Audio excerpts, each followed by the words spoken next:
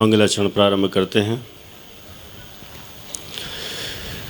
बंदो ज्ञानानंद कर नेमि चंद गुण कंद, माधव वंदित विमल पद पुण्य पयोनिधि नंद। दोष दहन गुण गहन घन, हरि करि हरि अरहन, स्वानुभूति रमणी रमन। सिद्ध शुद्ध साधित सहज स्वरस सुधारस धार, समय सार शिव सर्वगत।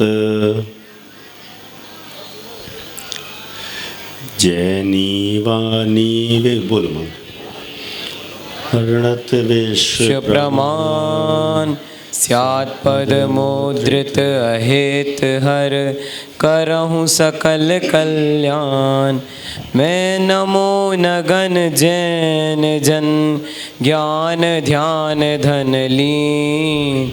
मैन मान बिन दान धन, एक हीन तन छीन। एह विधि मंगल करन तैं, सब विधि मंगल होत उदंगल दूरी सब, तम ज्यों भानु द्योत। गुणस्थान विषय पर अपनी चर्चा लगातार चल रही है और इस गुणस्थान विषय में पहले गुणस्थान की चर्चा अपनी क्रम प्राप्त है।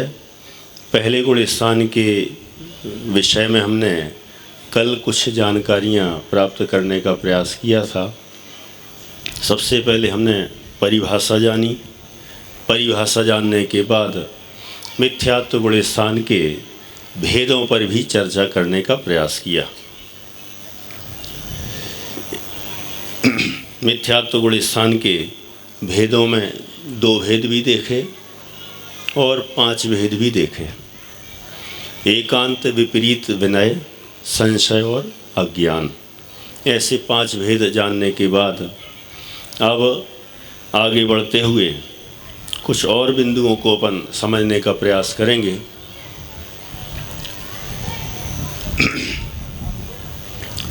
मिथ्यात्व गुण स्थान में यदि हम श्रद्धा की अपेक्षा विचार करते हैं तो मिथ्यात्व गुण स्थान में श्रद्धान कैसा होगा? सम्यक होगा कि मिथ्या होगा? मिथ्या होगा, सिंपल है। ये तो श्रद्धा अपेक्षा बात हुई। श्रद्धा यदि मिथ्या है, चारित्र कैसा होगा? चारित्र भी मिथ्या ही होगा। श्रद्धा देख ली, चारित्र देख लिया। अब इसके बाद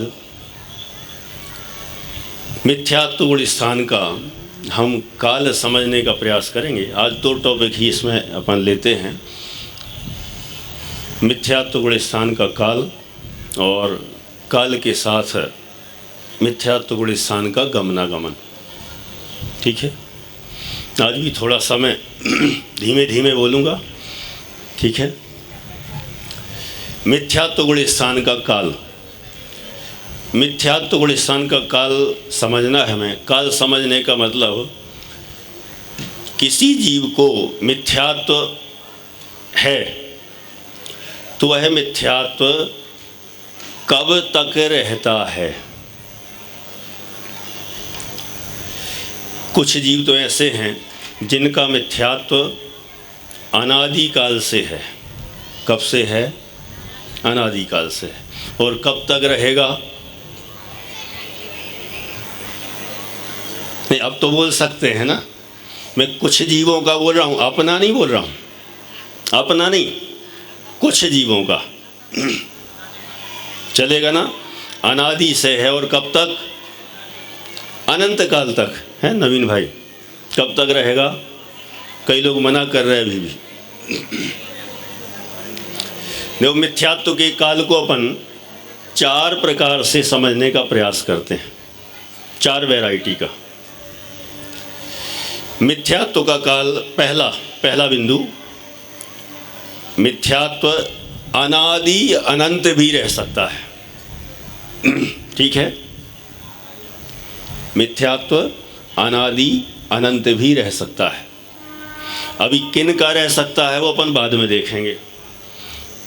माने कुछ ऐसे भी जीव हैं जिनका मिथ्यात्व अनादि काल से है और कब तक रहेगा?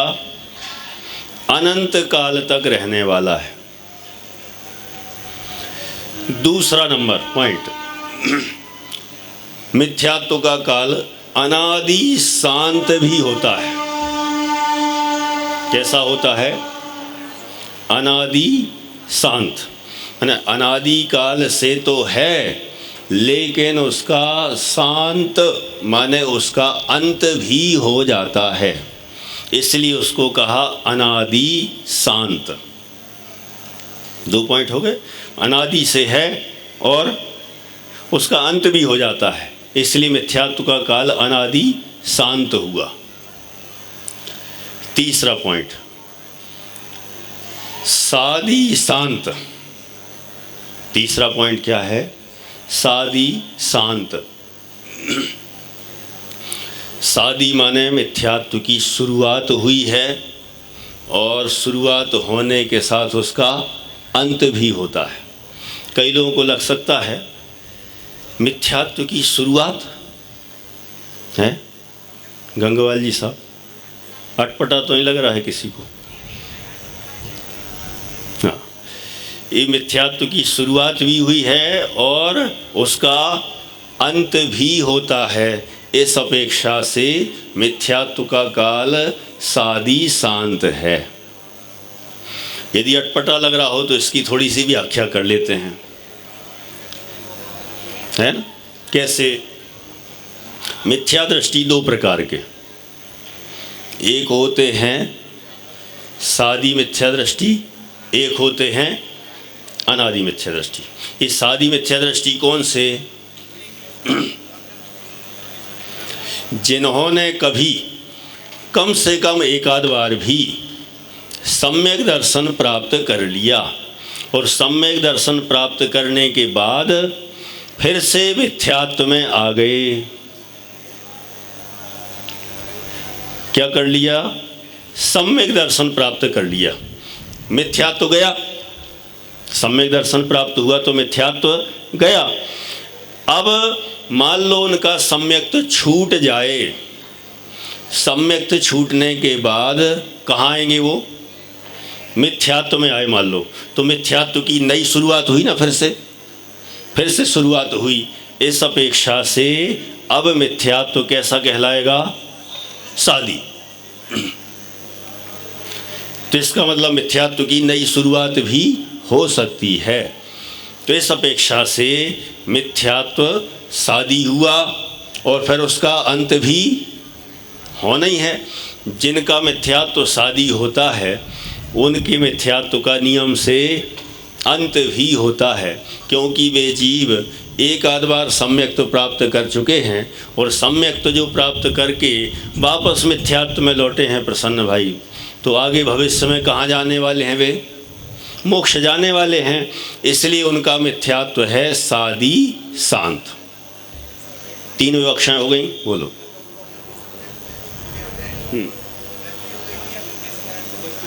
माइक से बोलो।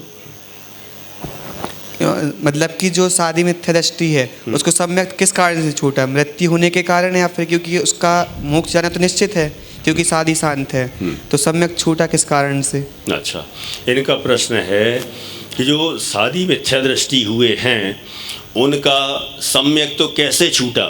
मरण होने के कारण से छूटा है क्या? ऐसे अन्य और कोई कारण है? मरण होने के कारण से छूटा हो ऐसा कोई नियम नहीं। जीवित अवस्था में भी उन जीव का पुरुषार्थहीन हो जाए और पुरुषार्थहीन होने से मिथ्यात्व का उदय आ जाए तो वह जीव मिथ्या दृष्टि हो जाता है। ठीक है ना? तो अपन ने मिथ्यात्व का काल 3 एंगल से देख लिया। कौन सा? पहला, अनादि अनंत। अनादिकाल से है और कब तक रहने वाला है? अनंत काल तक रहने वाला है। एक हो गया पॉइंट। दूसरा, अनादि शांत, अनादिकाल से तो है लेकिन उसका अंत भी हो जाता है, इस अपेक्षा से मिथ्यात्व हुआ अनादि शांत। और तीसरा क्या लिया? सादि शांत। सादि माने जिसकी शुरुआत हुई हो और जिसका अंत भी होता है, उसका नाम है सादि शांत। 3 हो गए। अब एक प्रश्न आपसे, ऐसा भी हो सकता है क्या मिथ्यात्व का काल सादि अनंत हो? क्या बोला? मिथ्यात्व का काल सादि अनंत हो, ऐसा हो सकता है क्या? अमित जी, डॉक्टर साहब, नहीं हो सकता, आप कह रहे। देखो, अनादि अनंत हो सकता है, अनादि शांत हो सकता है, सादि शांत हो सकता है, तो सादि अनंत होने में क्या दिक्कत है? है दिक्कत?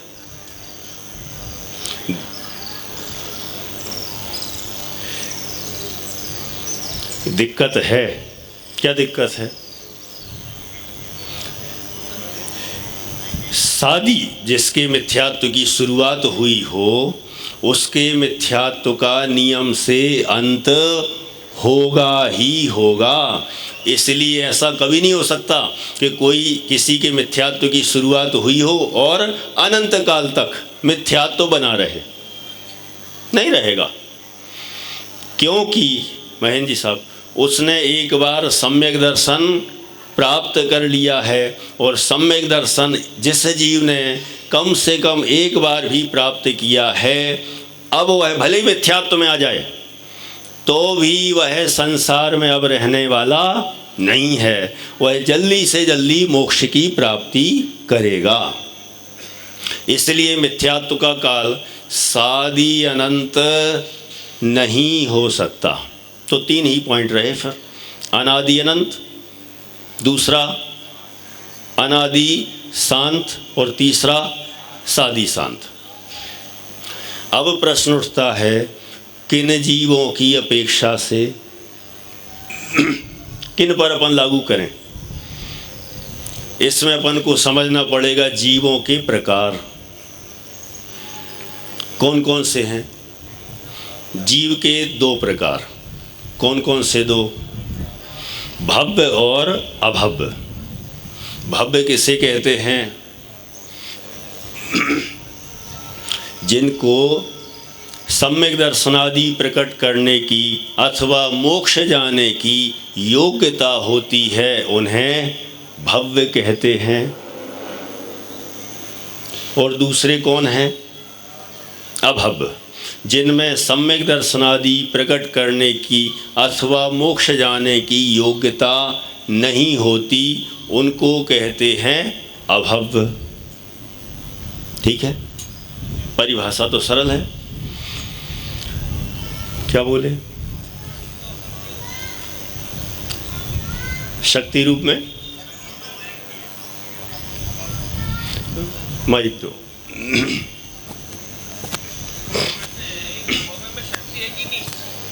अच्छा, आपका प्रश्न है अभव्य में शक्ति है नहीं, किस चीज की? मोक्ष जाने की, सम्यक दर्शन प्रकट करने की अभव्य में शक्ति भी नहीं है, तभी तो अभव्य है। शक्ति जिनमें है वे भव्य हैं, शक्ति जिनमें नहीं है वे अभव्य हैं।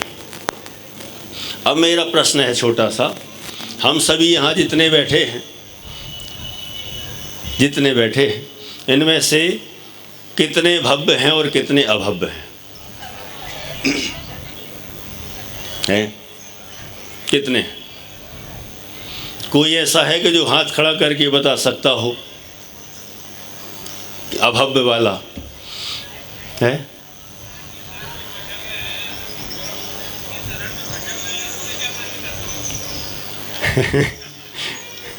यहाँ जिनालय में बैठे हुए हैं, गुरुदेव बैठे हुए हैं, अभव्य कैसे हो सकते? सही बात है।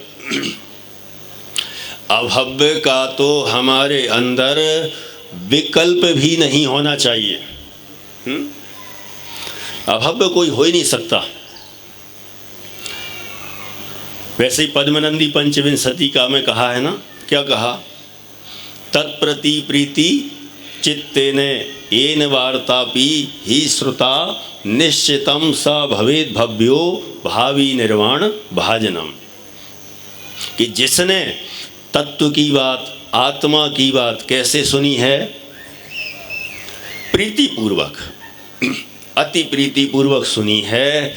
निश्चितम सा भवेद भव्यो, कि निश्चित रूप से वह भव्य होना चाहिए। भव्य ही है, उसे अभव्य नहीं कह सकते। तो हम सभी जितने बैठे हुए हैं, सब के सब आत्म तत्व की बात प्रीतिपूर्वक ही तो सुन रहे हैं, नहीं सुन रहे? इतने दूर दूर से अपना घर छोड़ के आए हैं, घर छोड़ के देवलाली में आए, इसके लिए थोड़ी आए कि टाइम पास करने, हवा खाने यहाँ की, कि हाँ हवा खाएंगे। हमारे वहाँ तो बहुत गर्म हो रहा था, 45, 46, 47, 48 टेम्परेचर हो रहा था, तो क्या करें, देवलाली चलते हैं, थोड़ा हवा खाएंगे ठंडी ठंडी। इसके लिए आना होता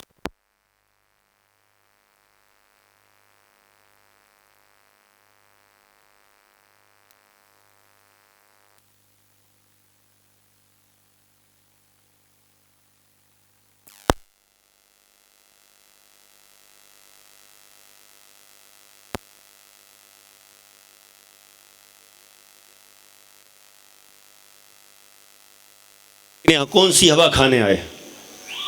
यहाँ तो तत्वज्ञान की हवा खाने आए हैं सभी। हैं, तत्वज्ञान की प्राप्ति हो, वस्तु स्वरूप की समझ हो, थोड़ा बहुत समझे हो तो उसका घोलन हो, चिंतन हो, मनन हो, दृढ़ता हो, इसके लिए सब आए हैं। इसलिए हम ये नहीं कह सकते कि इनमें से कोई अभव्य होगा। सबके सब भव्य ही हैं निश्चित रूप से, इसलिए अभव्य का विकल्प नहीं करना चाहिए। तो भव्य जीवों की हमने चर्चा कर ली। जिनमें सम्यक दर्शनादि प्रकट करने की योग्यता होती है उन्हें भव्य कहते हैं। ठीक है मेहर जी साहब। और जिनमें ये योग्यता नहीं होती उनको अभव्य कहते हैं। इसका मतलब ये हुआ कि भव्य जीव सम्यक दर्शनादि प्राप्त करेंगे और अभव्य जीव सम्यक दर्शनादि प्राप्त नहीं करेंगे। किन्हीं किन्हीं को अभव्य जीवों पर दया आती है। किस बात की?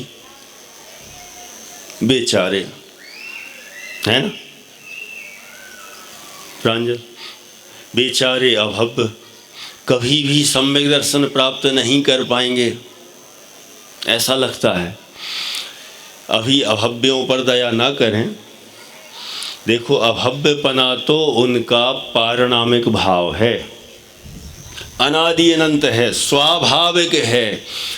उनको अभव्य किसी ने बनाया नहीं है, ना किन्हीं कर्मों के द्वारा वे अभव्य बने हैं, बल्कि ये तो उनका स्वाभाविक ऐसा ही स्वरूप है।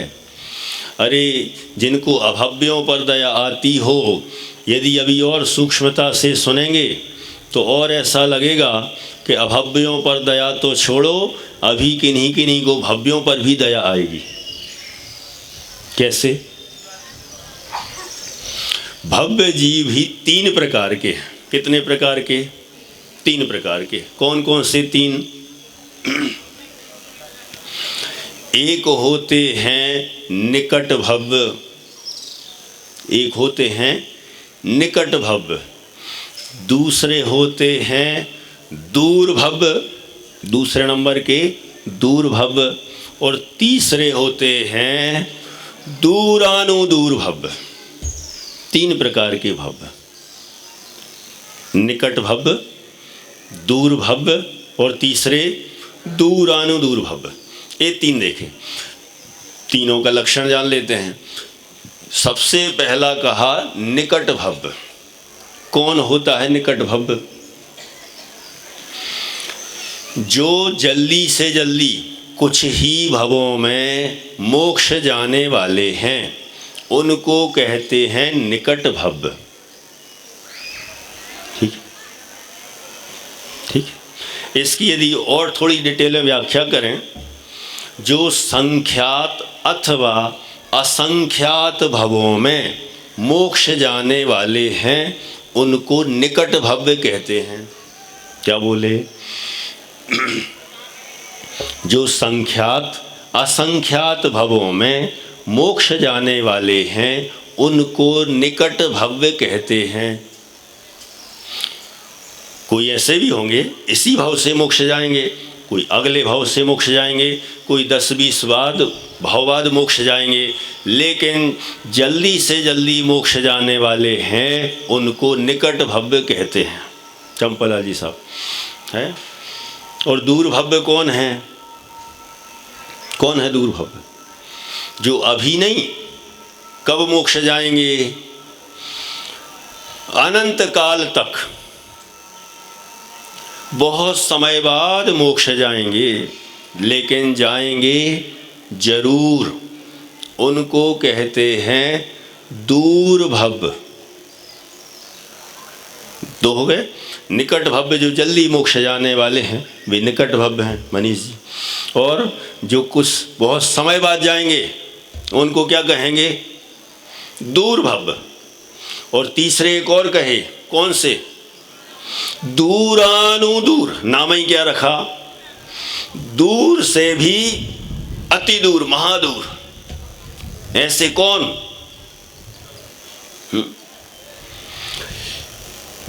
ऐसे जीव दूरानुदूर कहा, माने वे इतने दूर हैं कि वे कभी भी मोक्ष नहीं जाएंगे। कभी भी मोक्ष नहीं जाएंगे। हाँ, कभी भी नहीं जाएंगे। अरे कभी तो जाएंगे ना, कभी तो जाना चाहिए। भव्य है ना, भव्य है तो कभी तो मोक्ष जाना ही चाहिए ना। पेलुकर जी साहब कभी भी नहीं जाएंगे। अब किस पर ज़्यादा दया आ रही है? अभव्यों पर के दूरानुदूर भव्यों पर? बताओ। अभव्य भी कभी मोक्ष नहीं जाएंगे और दूरानुदूर भव्य भी कभी मोक्ष नहीं जाएंगे। तो कोई कह सकता है फिर दोनों में अंतर क्या रहा? मोतीलाल जी साहब, क्या अंतर रहा? एक ही तो रहे। दोनों में क्या अंतर है? दोनों में बहुत अंतर है। अभी जो गंगवाल जी साहब पूछ रहे थे ना, अभव्यों में शक्ति तो है कि नहीं?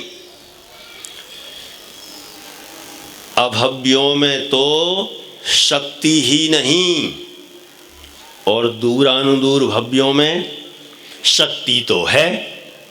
गजब हो गई।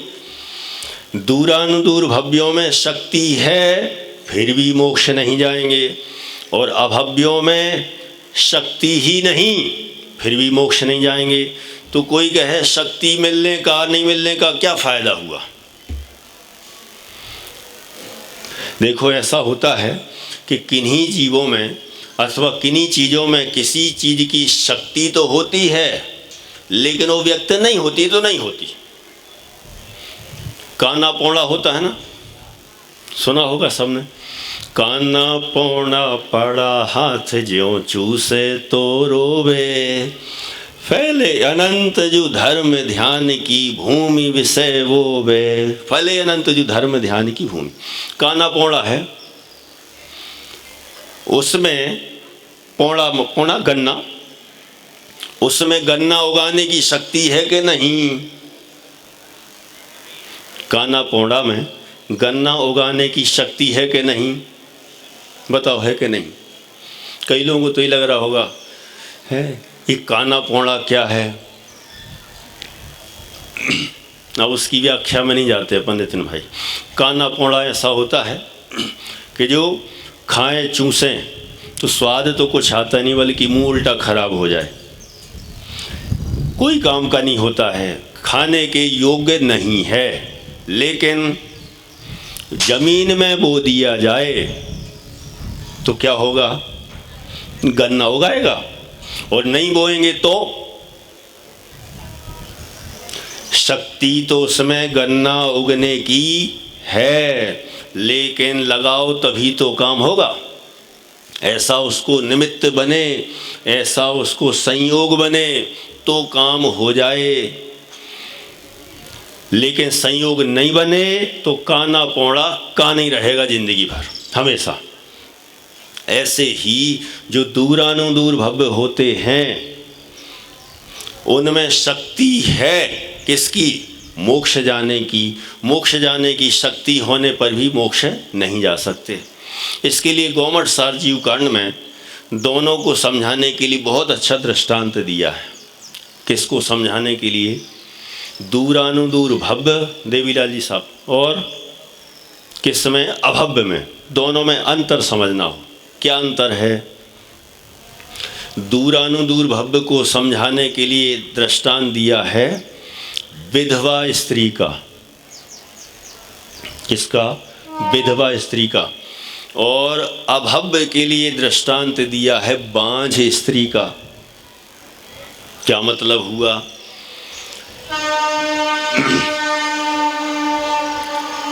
बांझ स्त्री है, उसमें पुत्र उत्पन्न करने की शक्ति ही नहीं है।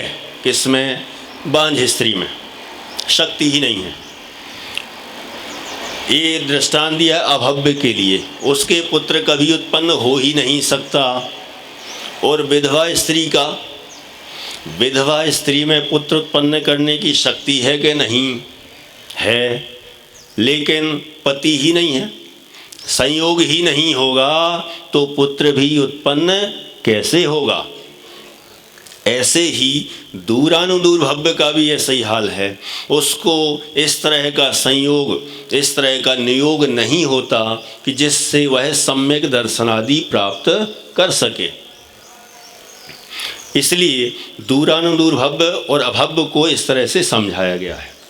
तो अपने पास जीव कितने हो गए? अब 4 हो गए। कौन से 4?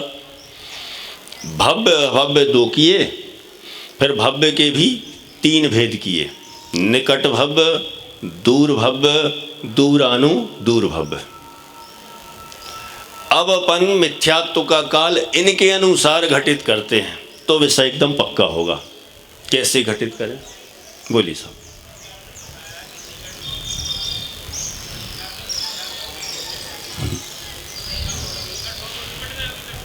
हाँ, बहुत बढ़िया, अच्छा प्रश्न है आपका। आपका कहना है कि निकट भव्य का बताया ना, कितने समय तक रहेगा संसार में?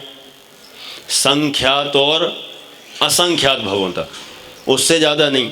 तो आपने कहा अनादि काल से तो काल अनंत निकल गया है, तो वे तो निपट गए होंगे सब। निपट गए माने वे तो सब मोक्ष चले गए होंगे। अब निकट कहाँ बचे? जहाँ से अपन खड़े हैं ना, जिस जगह, वहीं से उनकी निकटता घटित करेंगे।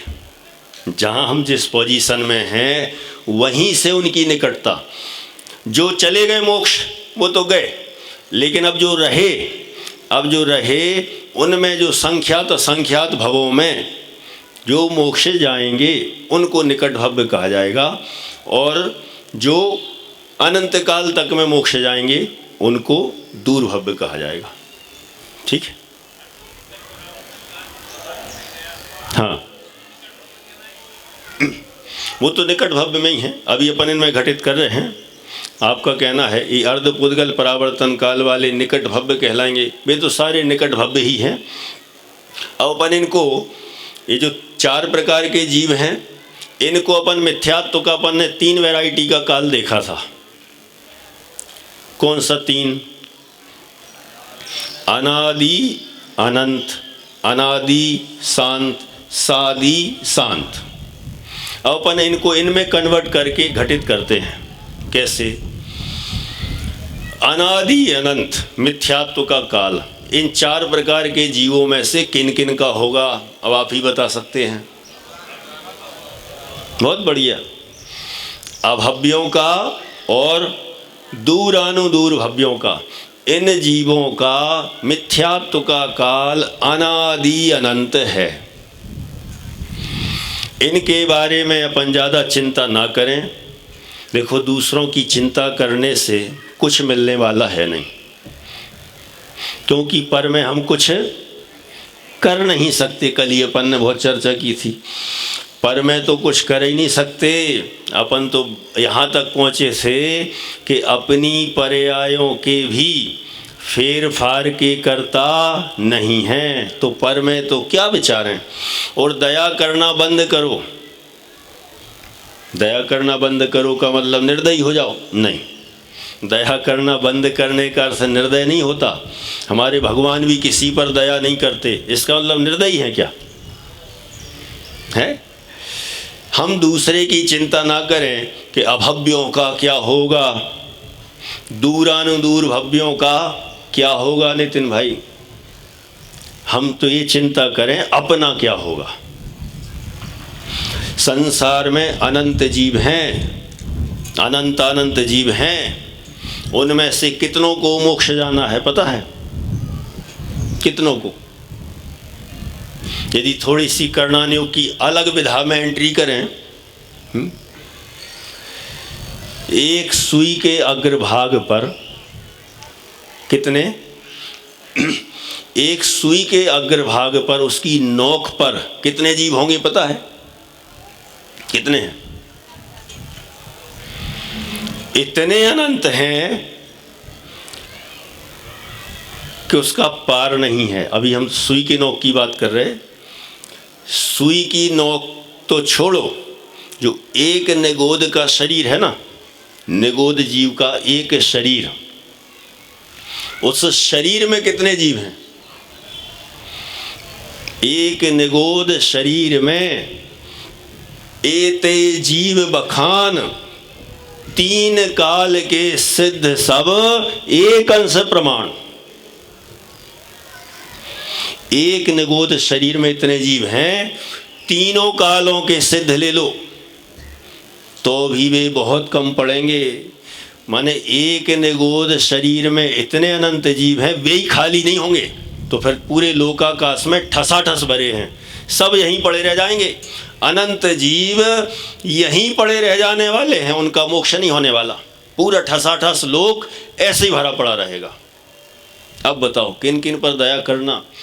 हम तो ये विचार करें कि वो एक निगोद शरीर में जितने जीव हैं, उसके भी अनंत विभाग के अनंत विभाग अनंत काल में मोक्ष जाएंगे, वो भी पूरा खाली नहीं होगा। अब हमारा नंबर कहाँ आएगा? हमारा नंबर कहाँ है? हम तो अपनी चिंता करें। अन्य जीव जहाँ जाएंगे सो जाएंगे, जिनका जैसा परिणमन होना है वह सब नक्की है। हर उनका परिणमन एक एक समय में सुनिश्चित है। इसलिए हम तो अपनी चिंता करें कि हमारा नंबर शीघ्रता से आए, हम पुरुषार्थ करें और मोक्ष जा सकें। तो किसका काल बता दिया? अभव्यों का और दूरानुदूर भव्यों का। इनका काल हो गया मिथ्यात्व का अनादि अनंत। अनादि काल से मिथ्यात्व में हैं और अनंत काल तक मिथ्यात्व में ही रहने वाले। प्रश्न है? बोलो।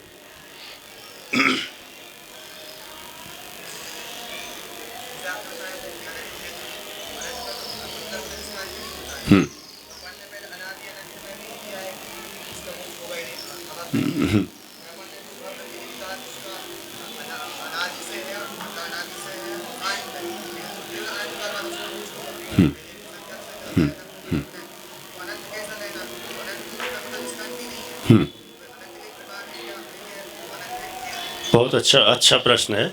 मैं प्रश्न का खुलासा कर रहा हूँ। अभी आप लोगों ने ये ध्यान दिया हो, दूर भव्य के बारे में कहा था ना, कब मोक्ष जाएगा? अनंत काल बाद तक मोक्ष जाएगा। तो इनका प्रश्न है, अनंत का तो अंत ही नहीं है, अनंत का तो अंत ही नहीं है, फिर वो अनंत काल बाद कैसे मोक्ष जाएगा?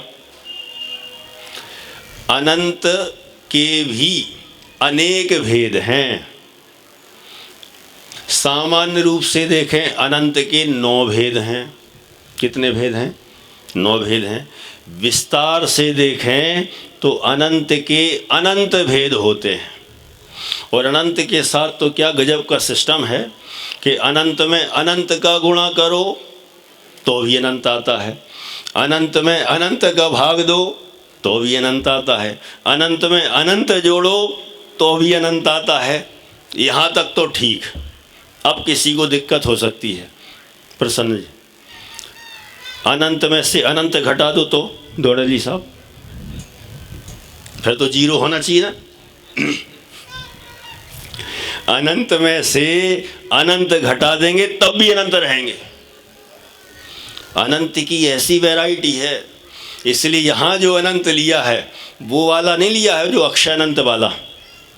ये सक्षय अनंत के अंतर्गत आता है जिस अनंत की बात चल रही है। इसका अंत आ जाएगा, ऐसा वाला अनंत है। अनंत की भी वैरायटी है, सक्षय अनंत, अक्षय अनंत, उसमें भी वो परितानंत, युक्तानंत, अनंतानंत, फिर उसके भी उत्कृष्ट, मध्यम, जघन्य, बहुत भेद बनते हैं। ठीक है, इस दृष्टि से जो वो अनंत यहाँ लिया है वो अनंत अक्षय अनंत वाला नहीं है। ठीक है, इसका अंत आ जाएगा। देखो, कुछ अनंतों का अंत भी आता है और कुछ अनंतों का अंत नहीं आता है, ऐसा है। अब आगे बढ़ते हैं। हो गया अनादि अनंत वाले, बोलिए।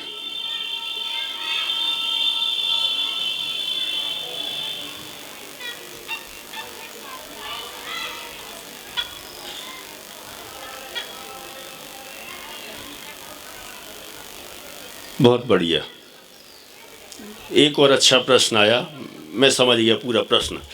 प्रश्न है आपका, जैसे भी अनंत वाले में चक्कर हुआ ना, दूर भव्य कौन है जो अनंत काल तक मोक्ष जाएंगे।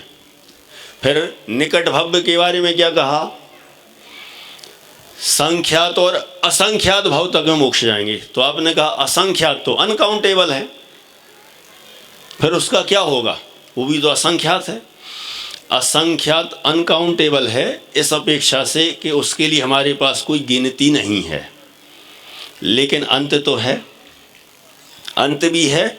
और असंख्यात किसी अपेक्षा से देखें तो कोई बहुत बड़ा नहीं है कि ख़त्म ही नहीं होगा, सब समाप्त हो जाएगा। तो कुछ जीव, आपका कहना है निकट में तो ऐसा लगता है कि अभी 2-4 भवों में चला जाए। तो देखो, सामान्य रूप से परिभाषा जब बताते हैं तो जो इसी भव से मोक्ष चला जाए, 2-4 भवों में मोक्ष चला जाए, उसको कहते हैं निकट भव्य। कमलेश जी, सामान्य रूप से तो यही कहते हैं, लेकिन अभी कर्णानुयोग की मुख्यता से बात चल रही है तो थोड़ा विस्तार से बताया कि वहाँ तक की उसकी सीमा है। कोई 2-4 भाव में चला जाए, कोई 50-100 भाव में चला जाए, कोई 1000 लाख वर्ष में भाव में चला जाए, है संख्यात में चला जाए, असंख्यात में भी चला जाए, लेकिन असंख्यात के अंदर चला जाएगा तो निकट, मैंने उसको भी निकट कहा। और फिर दूर कह दिया अनंत तक वाले को। अब अगला पॉइंट देखते हैं। अनादि अनंत वाला हो गया। अब दूसरा है अनादि शांत। ये अनादि शांत किसका मिथ्यात्व होगा इन 4 प्रकार के जीवों में? अनादि से है और जिसका अंत हो जाता है, ऐसे कौन से जीव? निकट भव्य और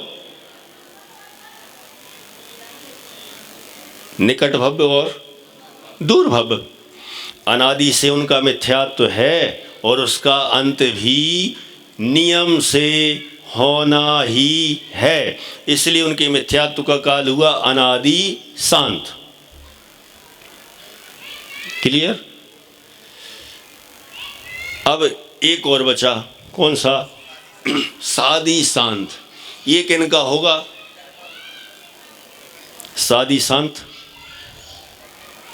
ये दोनों प्रकार के जीवों का हो जाएगा, सादि शांत। ठीक है, निकट का और दूर का, क्योंकि उनके मिथ्यात्व की शुरुआत भी हो सकती है और शुरुआत होगी तो उनका अंत भी होगा। अब इसमें थोड़ा सा वन डिटेल करते हैं। किसमें? सादि शांत मिथ्यात्व वाले में। सादि शांत में भी मिथ्यात्व के काल 3 वैरायटी के कहे गए हैं। ठीक है दिलीप भाई, सादि शांत में मिथ्यात्व का काल 3 प्रकार का। कौन सा 3? जघन्य, मध्यम, उत्कृष्ट। पहले तो अपन इसको एक बार फिर से समझ लें। ये सादी शांत मतलब, सादी शांत मिथ्यात्व का मतलब है जिसके मिथ्यात्व की शुरुआत हुई है, संजय जी सेठी, जिनके मिथ्यात्व की शुरुआत हुई है और उस मिथ्यात्व का जिनके अंत हो जाएगा, उनके मिथ्यात्व को कहते हैं सादी शांत। मिथ्यात्व की शुरुआत हुई का मतलब फिर से एक बार जान लें, किन्हीं जीवों ने जिन्होंने कम से कम एक आध बार सम्यक दर्शन प्राप्त किया और सम्यक दर्शन प्राप्त करने के बाद सम्यक दर्शन छूटकर पुनः मिथ्यात्व में आ गया, तो अब उसका मिथ्यात्व कैसा हो गया? सादी, सादी है ना। माने एक तरह से सम्यक दर्शन प्राप्त करने के बाद फिर से मिथ्यात्व में आ गया। जब सम्यक दर्शन प्राप्त किया तो मिथ्यात्व उसका चला गया, मिथ्यात्व गया ना, सम्यक तो उत्पन्न हुआ तो मिथ्यात्व चला गया, लेकिन सम्यक तो छूट कर फिर से मिथ्यात्व में आया, तो अब मिथ्यात्व की क्या हुई? शादी हुई, शुरुआत हुई, नया मिथ्यात्व ग्रहण किया। सम्यक दृष्टि हो गया था, मिथ्यात्व नहीं था, अब पुनः नया मिथ्यात्व ग्रहण किया, तो ये हो गया शादी। अब शादी मिथ्या दृष्टि हो गया, अब इसका मिथ्यात्व का काल कम से कम कितना, अधिकतम कितना?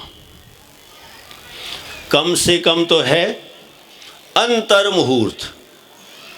देखो, जो जीव सम्यक दर्शन प्राप्त करके पुरुषार्थहीन हो जाते हैं और पुरुषार्थहीन होकर पुनः मिथ्यात्व में आ जाते हैं, मिथ्यात्व में आकर कुछ जीव तो ऐसे हैं मिथ्यात्व में बहुत काल तक बने रहते हैं, और कुछ जीव ऐसे हैं जो मिथ्यात्व का अभाव अंतर मुहूर्त में ही कर देते हैं, ज़्यादा देर नहीं रहते, अंतर मुहूर्त में ही मिथ्यात्व का अभाव कर देते हैं। तो उनके मिथ्यात्व का काल कितना रहा? जघन्य अंतर मुहूर्त। देखो, ऐसे ही है जो पुरुषार्थी जीव होते हैं उनको तो परेशान होना ही नहीं चाहिए। कभी धोखे से कोई गलती हो जाए तो उसको जल्दी से जल्दी सुधारा जा सकता है। जैसे हाँ, अंतर मुहूर्त बाद सम्यक तो प्राप्त करेगा, तो कौन सा सम्यक होगा? अच्छा प्रश्न है आपका। प्रश्न है कि कोई जीव सम्यक्त्व का अभाव करके मिथ्यात्व में आ गया और मिथ्यात्व में आकर अंतर मुहूर्त में सम्यक्त्व प्राप्त करे, तो कौन सा? तो पहले कौन सा में देख लें कितने प्रकार के होते हैं सम्यक्त्व। एक मिनट, आपको पता है, सबको नहीं पता होंगे इस दृष्टि से। सम्यक्त्व कितने प्रकार के? 3 प्रकार के, औपसमिक, क्षायोपसमिक, क्षायक, ये 3। तो तीनों में से वो अंतर मुहूर्त में जो सम्यक्त्व प्राप्त करेगा वो कौन सा सम्यक्त्व होगा? ठीक है, आप एक उंगली उठाएंगे तो मैं मानूंगा आप कह रहे औपसमिक, 2 उंगली उठाएंगे तो मैं मानूंगा क्षायोपसमिक, और 3 उंगली उठाएंगे तो मैं मानूंगा आप कह रहे हैं क्षायक। आपका उत्तर क्या है? इससे अच्छे तो वे जूम वाले हैं, उनसे कहो ना तुरंत हाथ उठाते हैं, इधर वाले तो हाथ ही नहीं। देखो, अभी एक्सरसाइज कर लो शुरू, अभी बंद कर दी सबने, देखो माहौल सबका बिगड़ रहा है, किसी के पेट खराब हो रहा है, किसी का गला खराब हो रहा है। तो एक्सरसाइज वापस शुरू करना पड़ेगी और अपन बराबर करते रहेंगे, हाथ पैर ऐसे हिलाते रहेंगे हाथ, तो काम हो जाएगा, है ना। क्या एक उंगली, कोई एक उंगली उठा रहे हैं, कोई 2 वाले भी हैं, कोई 3 वाले भी हैं, तो यहाँ सारे सबकी यूनिटी 2 वालों की है। इस तरफ सब 2 वाले हैं, वहाँ 1 वाले भी हैं पीछे, यहाँ 3 वाले भी हैं, 1 वाले भी हैं, 1 वाले हैं, यहाँ 3 वाले ज़्यादा हैं, यहाँ 2 वाले ज़्यादा हैं। फाइनल करें, फाइनल कर देते हैं। क्या फाइनल करें? आज तो यहाँ वाली पार्टी जीत गई। 2 वाला आंसर सही है। अंतर मुहूर्त बाद किसी जीव को सम्यक तो होगा तो कौन सा होगा? शायोपसमिक ही हो सकता है, औपसमिक नहीं। ठीक है, वो अपेक्षा अलग है, द्वितीयोपसम की अपेक्षा से वो जब लेंगे वो अलग मैटर है, अभी उसकी बात नहीं चल रही है। हाँ, तो यहाँ औपसमिक तो नहीं, कौन सा? शायोपसमिक, और शायक तो अभी होगा नहीं। तो अंतर मुहूर्त बाद जो हो सकता है वह शायोपसमिक सम्यक तो हो सकता है, अन्य नहीं, ये बात कही है ना। और अब अंतिम पर आते हैं, समय भी हो गया। ये हो गया। हाँ, इनका प्रश्न है अंतर मुहूर्त माने कौन सा अंतर मुहूर्त? देखो, अंतर मुहूर्त के भी कई प्रकार होते हैं। अंतर मुहूर्त ज़्यादातर लोग समझते हैं अंतर मुहूर्त मतलब 48 मिनट, जबकि 48 मिनट का तो अंतर मुहूर्त होता ही नहीं। और हमने सब ने क्या सुन रखा है? अंतर मुहूर्त मतलब 48 मिनट। जब भी जिससे पूछो अंतर मुहूर्त मतलब 48 मिनट, 48 मिनट का तो अंतर मुहूर्त होता ही नहीं। अब बताओ, अंतर मुहूर्त जघन्य यदि देखें तो जघन्य एक आवली और एक समय का होता है। कितने का? अब फिर प्रश्न खड़ा होगा, आज सूंछ है आवली? आवली म्हणजे काय? क्या होती है आवली? ये अपन जब दूसरा गुण स्थान पढ़ेंगे ना, उस समय अपन ये आवली को क्लियर करेंगे, क्योंकि वहाँ वो 6 आवली और ये सब आने वाला है, तो अपन वहाँ समझेंगे आवली क्या है। अब इतना समझें, एक आवली और एक समय का जघन्य अंतर मुहूर्त होता है, और उत्कृष्ट अंतर मुहूर्त होता है 2 समय कम 48 मिनट का। 2 समय कम 48 मिनट का उत्कृष्ट अंतर मुहूर्त। और इसके बीच में जितने समय होते हैं वो सब अंतर मुहूर्त हैं। माने अंतर मुहूर्त के भी असंख्यात प्रकार हैं। कितने प्रकार हैं? असंख्यात प्रकार हैं।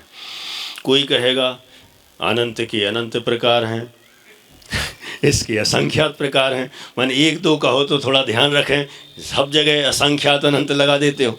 अब हैं तो लगा देते क्या। और अंतिम आते हैं, समय हो गया। कौन सा? मिथ्यात्व का जघन्य काल कितना कहा? अंतर मुहूर्त। उत्कृष्ट काल है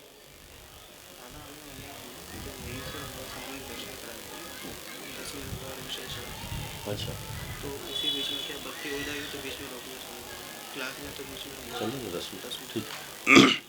चलो भाई, सूचना आ गई कि 10 मिनट और कक्षा लीजिए।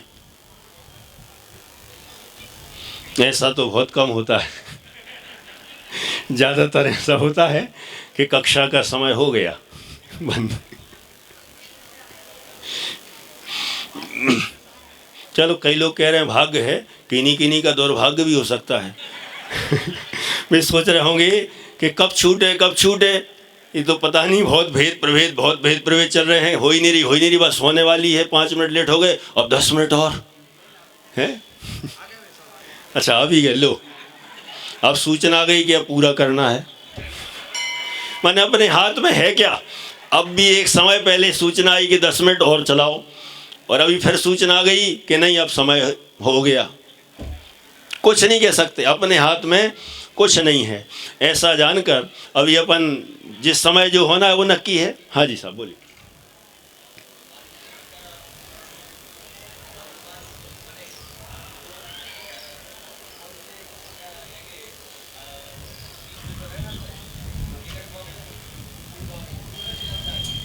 किसमें? मारीची का जीव। अच्छा, आपका प्रश्न है जो मारीची का जीव था उसको हम कौन से भव्य में लेंगे? निकट भव्य के दूर भव्य, किस में लेंगे? सामान्य रूप से निकट भव्य में ही लिया जाएगा। क्यों लिया जाएगा? संख्यात और असंख्यात भाव में तो काम हो ही गया ना उसका, अनंत भाव तो लगे ही नहीं। हाँ ठीक है ना। चलो, एक सूचना आपको, ठीक है ना।